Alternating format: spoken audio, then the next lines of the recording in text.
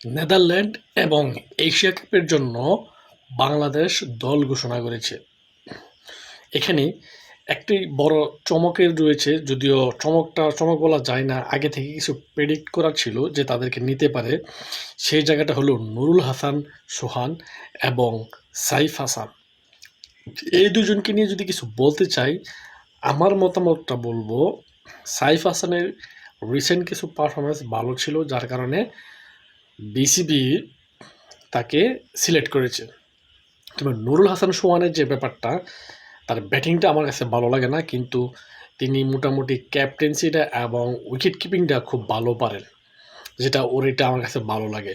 যদি ব্যাটিংটা তিনি খুব ঠিকঠাক করতে পারেন, তাহলে তিনিও পারফেক্ট একজন উইকেট কিপার ব্যাটার হবেন বলে আশা করতেছি।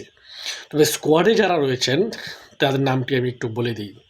লিটন দাস অধিনায়ক, নুরুল হাসান সোহান, পারভেজ হোসেন ইমন, মোহাম্মদ সাইফুদ্দিন, সাইফ হাসান, তাওহিদ হৃদয়, জাকের আলী, মুস্তাফিজুর রহমান, শামীম হোসেন, রিশাদ হোসেন, নাসুম আহমেদ, তানজিদ তামিম, তানজিম সাকিব, শরীফুল ইসলাম, শেখ মেহেদি, তাসকিন আহমেদ।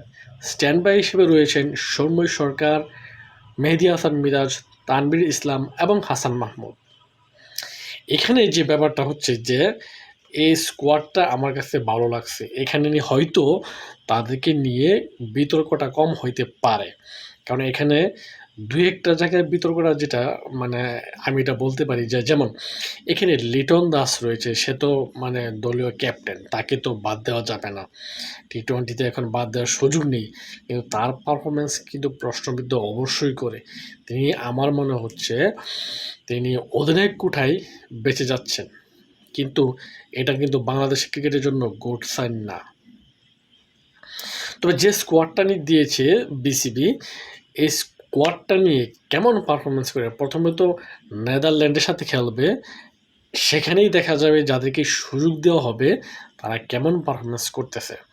তারপরে আমরা দেখব এশিয়া কাপে। তবে আশা করব এই স্কোয়াডটা কিছুটা হলেও ভালো ক্রিকেট খেলবে এবং যারা তাদেরকে সিলেক্ট করেছে তাদের মান রাখবে।